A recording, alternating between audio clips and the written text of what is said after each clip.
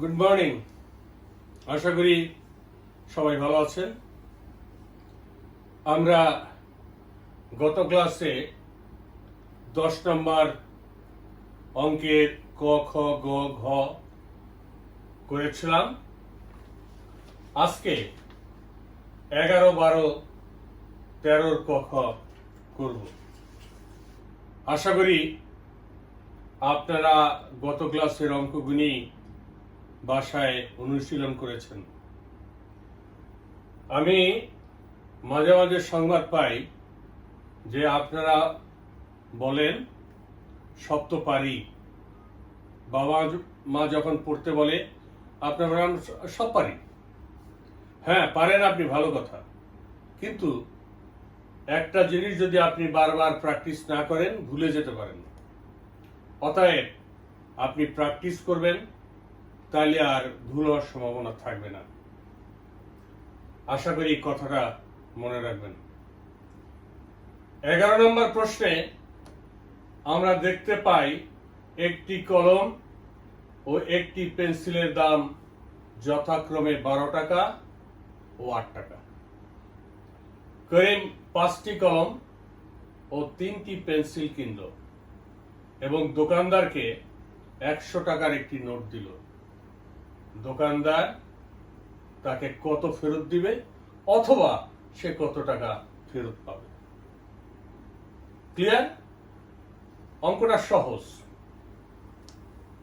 প্রথম আমরা কলমের দাম বের করব, তারপরে পেন্সিলের দাম বের করব, তারপর দুইটা যোগ করব। দোকানদারকে 100 টাকার নোট দিয়েছে, সেখান থেকে কলম এবং পেন্সিলের দামটা বাদ দিলেই বাকি টাকা সে ফেরত পাবে। ক্লিয়ার?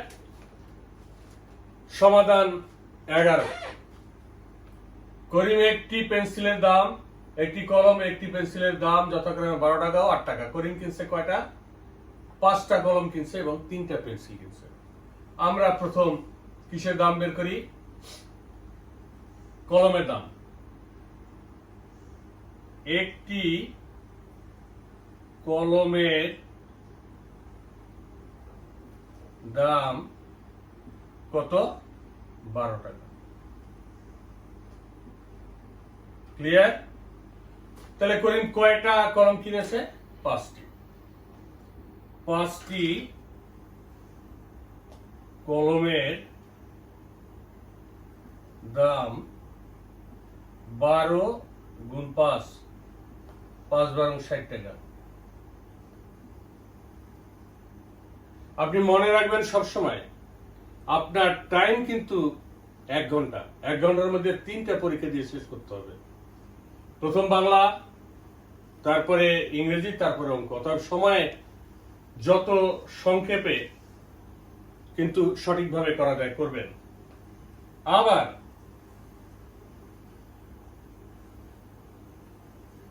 পেন্সিলের দাম, একটি পেন্সিলের দাম কত? 8 টাকা।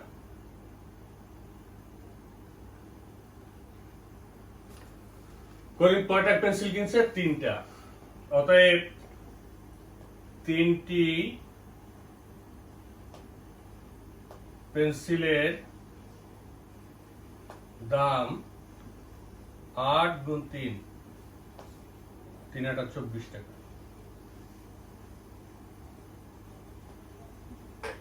কলমের দাম হলো 5টা কলম ধরুন 60 টাকা এবং 3টা পেন্সিলের দাম হলো 24 টাকা। মোট কত টাকা হলো? 4 6 2 8 84 টাকা। কলম এবং পেন্সিলের দাম হলো 84 টাকা। সে দোকানদারকে কত টাকা দিল? 100 টাকার একটা নোট দিল। দোকানদার তাকে কত ফেরত দিবে অথবা সে কত টাকা ফেরত পাবে? সে দোকানদারকে দেয় কত টাকা? 100 টাকা।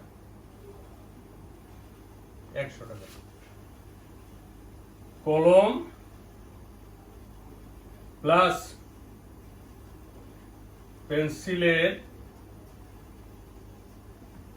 দাম বা মূল্য কত টাকা? 84 টাকা। এই 100 টাকা থেকে 84 টাকা বাদ দিলে যে টাকা থাকে সেটাই সে ফেরত পাবে। 0 থেকে 4 যায় না, 10 থেকে ধার করেন, এখানে 9, এখানে 10, 10 থেকে 4 গেলে 6, 1, 9 থেকে 8 গেলে 1, 16 টাকা। সে কত টাকা ফেরত পাবে? উত্তর, সে 16 টাকা ফেরত পাবে। অথবা দোকানদার তাকে 16 টাকা ফেরত দিবে। ক্লিয়ার? আশা করি বুঝতে পেরেছেন। Thank you. বারবার প্র্যাকটিস করবেন। এবার আমরা 12 নম্বরে আসবো। যারা ইংলিশ ভার্সনে অথবা ইংলিশ মিডিয়ামে ক্লাসটা দেখছেন তারা বাংলায় আয়ত্ত করে নেবেন, কারণ একই নিয়মে আমি অঙ্কটা করব।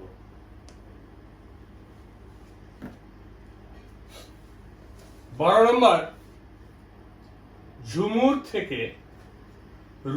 থেকে ঝুমু 8 বছরের বড়। রুমুর থেকে ঝুমু 8 বছরের বড়। ঝুমুর বয়স 24 বছর। কত বছর পর রুমুর বয়স 24 বছর হবে? এটা বইয়ের অঙ্ক, কিন্তু স্যার একটু ঘুরিয়ে দিচ্ছেন। বইয়ের 33 পৃষ্ঠার 8 নম্বর অঙ্কটা, ওখানে আছে রুমুর থেকে ঝুমু 8 বছরের বড়। ঝুমুর বয়স 24 হলে রুমুর বয়স কত? এটা হলো বইতে আছে, আর স্যারে পরীক্ষার সময় একটু ঘুরে দিছে কত বছর পর রুমুর বয়স 24 বছর হবে। আর এই অঙ্কটা অনেকেই পারেন নাই। খুব সহজ। এখানে দুটো মেয়ে, একটা রুমু আর একটা ঝুমু। রুমুর থেকে ঝুমু 8 বছরের বড়, মানে ঝুমু রুমুর থেকে 8 বছরের বড়। আবার বলছে ঝুমুর বয়স 24 বছর। তাহলে ঝুমুর বয়স যদি 24 হয়, রুমু ঝুমুর চেয়ে 8 বছরের ছোট। ক্লিয়ার? তাহলে প্রথম আমরা রুমুর বয়সটা বের করি, তারপর দেখব কত বছর পর রুমু বয়স 24 বছর হবে। ক্লিয়ার? গুড। সমাধান আপনারা নিজেরাও করতে পারবেন। বইটা খুলে দেখবেন ওখানে কি আছে। তাহলে আমরা ঝুমু বয়সটা আমরা জানি কত? ঝুমুর বয়স 24 বছর। ঝুমুর বয়স কত? ঝুমুর বয়স 24 বছর। ক্লিয়ার? ঝুমুর বয়স 24 বছর। বলছে রুমুর থেকে ঝুমু 8 বছরের বড়, মানে রুমু ঝুমুর চেয়ে 8 বছরের ছোট। ক্লিয়ার? তাহলে রুমুর বয়স কত হবে?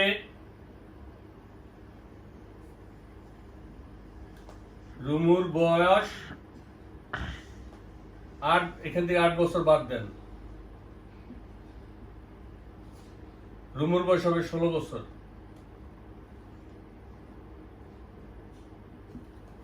ক্লিয়ার? কিন্তু বইয়ের যে অঙ্কটা এখানে উত্তর, ওখানে হবে রুমুর বয়স 16 বছর, কিন্তু আপনাকে বলছে কত বছর পর রুমুর বয়স হবে 24। কত বছর পর? তো 24 থেকে 16 বাদ দিলে 8 বছর পর ওর বয়স হবে 24। এখন আমি লিখব রুমুর বয়স হবে কত? 24 বছর। 24 বছর হতে হবে। রুমুর বয়স কত? রুমুর বর্তমান বয়স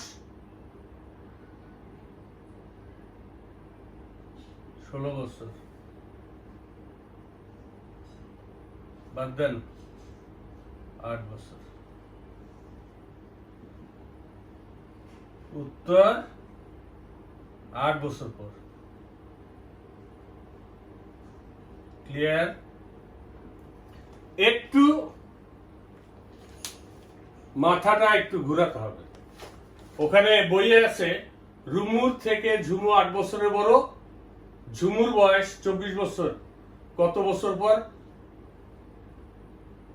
রুমুর বয়স কত বইতে আছে, আর এখানে একটু কত বছর পর রুমুর বয়স 24 বছর।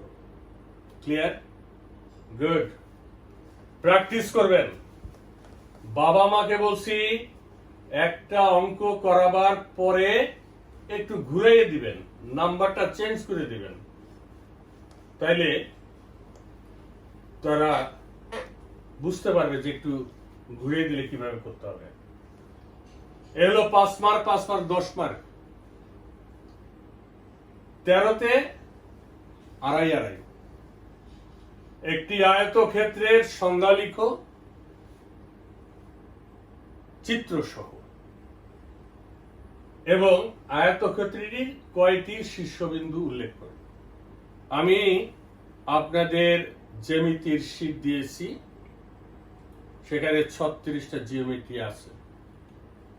শীর্ষবিন্দু সম্পর্কে আমরা ক্লাসে আলোচনা করেছি, বাহু সম্পর্কে আলোচনা করেছি। আমার বিশ্বাস আপনারা সেটা জানবেন। এই জ্যামিতি 36টা জ্যামিতি মুখস্থ করতে হবে। দেখেন এখানে কি করছে, সমাধান 13 ক। আমি লিখবো না, শুধু বলে যাব একটি আয়তক্ষেত্রের সংজ্ঞা লিখো চিত্র সহ। এটা আয়তক্ষেত্র, নাম দেই ক, খ, গ, ঘ। চিত্র আমি আঁকলাম। সংজ্ঞাটা কি? যে চতুর্ভুজের বিপরীত বাহু সমান্তরাল এবং সমান, এবং কোণগুলি সমকোণ, প্রত্যেকটা কোণ সমকোণ, তাকে আয়তক্ষেত্র বলে। দেখেন ক, খ, গ, ঘ একটা আয়তক্ষেত্র। এইটা এইটা সমান্তরাল। সমান্তরাল অর্থাৎ যত দূর সে চলে যাবে কোনোদিন সে একটার সাথে আর একটা মিলবে না। আমরা রাস্তায় ইলেকট্রিক খাম্বায় তার দেখি, তাই না? তার, এইগুলি কিন্তু সমান্তরাল, কোনোদিন একটার সাথে একটা মিলবে না। এটা যত খুশি এদিকে চলে যাবে, মিলবে না। আবার এই দুটো যত খুশি চলে যাবে, মিলবে না, সমান্তরাল। তাহলে যে চতুর্ভুজের বিপরীত বাহু সমান্তরাল এবং সমান, এবং প্রত্যেকটা কোণ সমকোণ, প্রত্যেকটা কোণ সমকোণ, তাকে বলা হবে আয়তক্ষেত্র। ক্লিয়ার?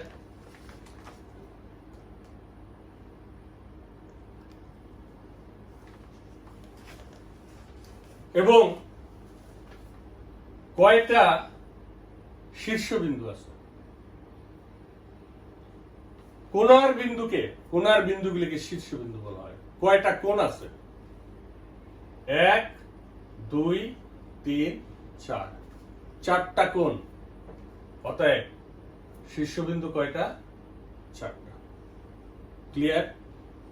গুড। এবার আমরা আসি খ নাম্বার। জ্যামিতির শীটটা দেখে মুখস্থ করে ফেলবেন। এবার আসি খ নাম্বার।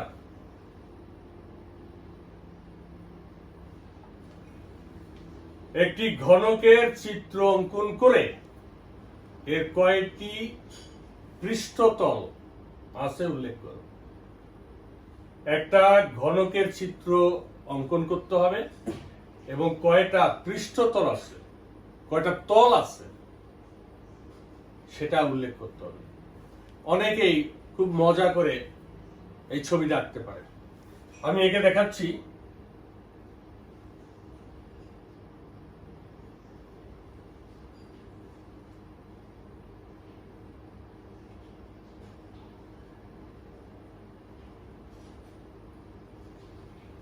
এইটা একটা ঘনক, এর কয়টা তল? 6টা। 1 2 3 4 5 6। ঘনকের একটা ইট, একটা বই, এগুলি সব ঘনক। এর কয়টা তল? 6টি। 6টি তল। ক্লিয়ার? একটি ঘনকের চিত্র আমি আঁকলাম, কয়টি পৃষ্ঠতল আছে সেটা দেখাবো। তাহলে ঘনক আঁকলাম এবং কয়টা তল আছে? 1 2 3 4 5 6। 6টা। একটা ইট ধরবেন, একটা ইট ধরে 1 2 3 4 5 6। ক্লিয়ার? গুড। আমি মনে হয় সবকিছু বুঝাতে পেরেছি আর আপনারা বুঝেছেন। এটা বারবার প্র্যাকটিস করবেন। ক্লিয়ার? এবার আমি ইংলিশে করব।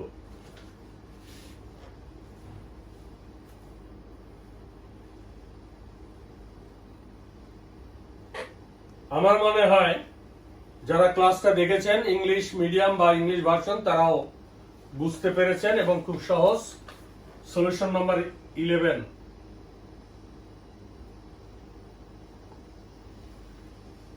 The cost of a pen is taka 12 and a pencil is taka 8. Karim bought 5 pens and 3 pencils and gave the shopkeeper a 100 taka note. How much will he get back? The same. The cost of 1 pen is taka how much? 12. So the cost of how many pens? 5. 5 pens taka 12 into 5 taka 60. Clear? Again we have to find the cost of 3 pencil. Again the cost of 1 pencil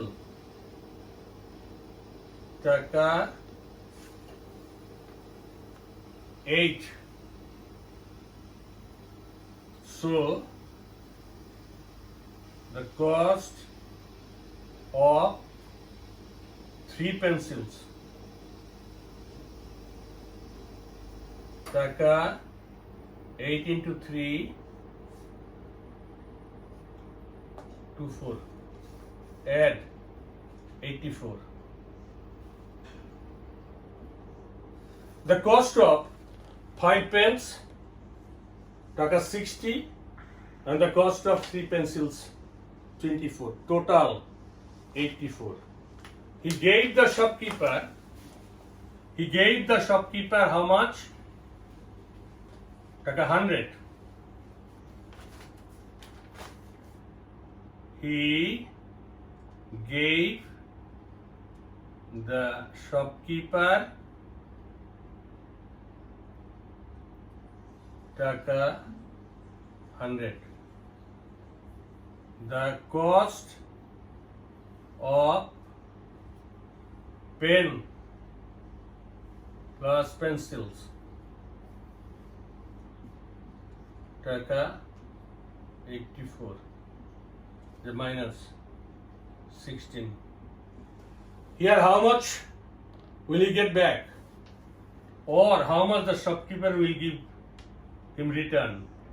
He will get back. He will get back taka 16. Clear? Clear? Good. আমি অর্ধেক মুছে করেছি কারণ জায়গা কম। আপনারা আমার কথাগুলি মন দিয়ে শুনবেন। আমি জানি না আপনারা ঠিক মতন এগুলি প্র্যাকটিস করেন কিনা। Practice makes a man perfect. আপনি যত প্র্যাকটিস করবেন আপনি ততই কিন্তু সেই বিষয়ের উপর দক্ষতা অর্জন করবেন। Clear? Good. 12. Jhumu is 8 years older than Rumu. আমরা বাংলা থেকে যখন ইংলিশ ট্রান্সলেট করব তখন কিন্তু অনেক সময় একটু উল্টে যায়। দেখেন এখানে আছে রুমুর থেকে ঝুমু 8 বছরের বড়, আর আমি ইংলিশে যখন লিখছি তখন আমাকে লিখতে হয়েছে Jhumu is 8 years older than Rumu. Clear? কিন্তু মিনিংটা একই। Jhumu is 24 years old. After how many years? Rumu will be 24 years old. Clear? First we have to find the age of Rumu. We know Jhumu is 24 years old. Clear? And Rumu is 8 years younger than Jhumu. So, Rumu is 8 minus 16 years old.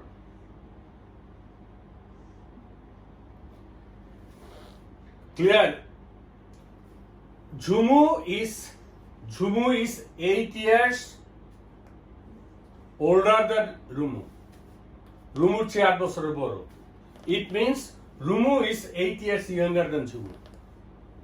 So if Jhumu is 24 minus 8, Rumu will be 16. At present, Rumu is 16 years old. But the question is, after how many years Rumu will be 24 years old? So you will write Rumu will be 24 years. Rumu হবে 24 বছর। রুমুর 24 বছর হবে। কখন? We have to find that. Now Rumu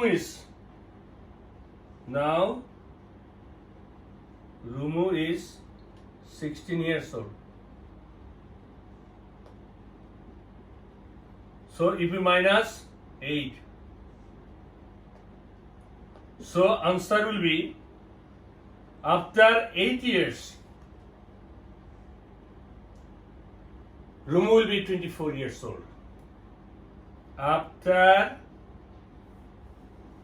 8 years,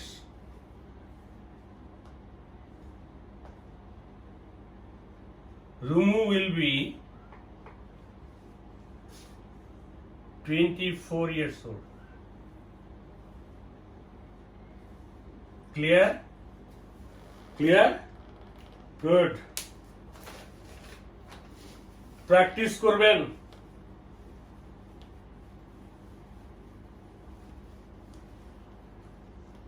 Number 13. Draw and define. Draw and define a rectangle, and how many vertex does a rectangle have? So, I told you several times I have given you a geometry sheet, and I have given 36 definition with figure. you have to memorize. Just I will draw here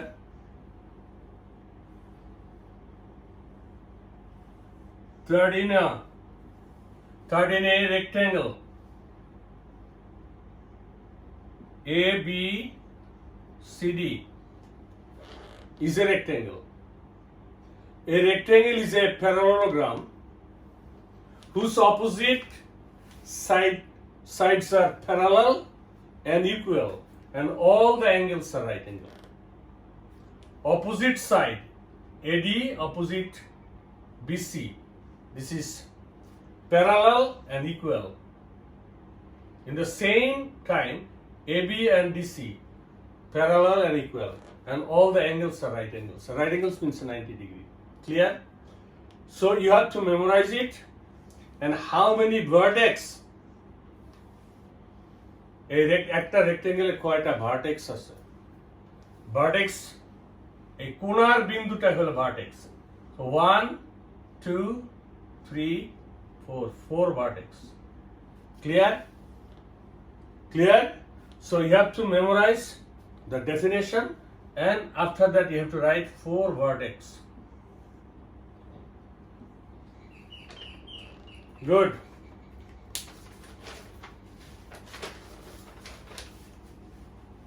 Third in B. Draw a cuboid and write how many surface does it have. Surface মানে তল। আমি যখন বাংলা করেছি নিশ্চয় দেখেছেন how to draw a cuboid.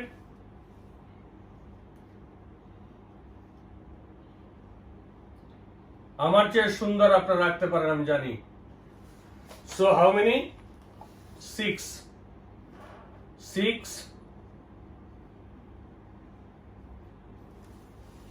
Just এখানে আপনার definition নাই, আপনাকে ড্র করতে বলছে। Draw a cuboid and you have to show how many surface. Clear? আমার মনে হয় আপনারা বুঝতে পেরেছেন। এটা ছিল আমার প্রভাতী শাখার রেসিডেন্সিয়াল প্রভাতী শাখার অঙ্কের প্রশ্ন সলভ করে দিলাম।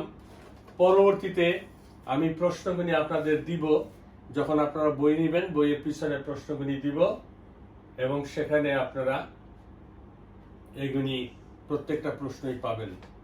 অনেকেই প্রশ্নের জন্য আমাকে ফোন করছেন, ফোন করবেন না। আমি যথাসময়ে যখন আপনার প্রয়োজন হবে আমি তখনই দিব। ক্লিয়ার? আশা করি আপনারা বুঝতে পেরেছেন। আগামী ক্লাস আমাদের হবে ইংরেজি ক্লাস, এবং সেখানে আমি শিখাবো how to make interrogative sentence. পরীক্ষায় কিন্তু ইন্টারোগেটিভ সেন্টেন্স আসে কি করে, বলে না যে একটা ইন্টারোগেটিভ সেন্টেন্স তুমি তৈরি করো, না, আপনাকে কতগুলো উত্তর দিবে, আপনাকে প্রশ্ন বানাতে হবে।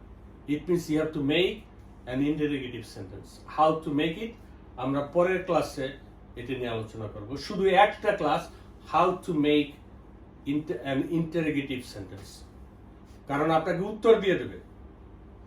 যেমন এখানে আমি দেখতে পাই আছে ইয়েস আই অ্যাম, এখানে প্রশ্ন আছে মেক কোশ্চেন অথবা oblique interrogative sentence from the following answer. Answer দিবে, আপনাকে কোশ্চেন বানাবেন।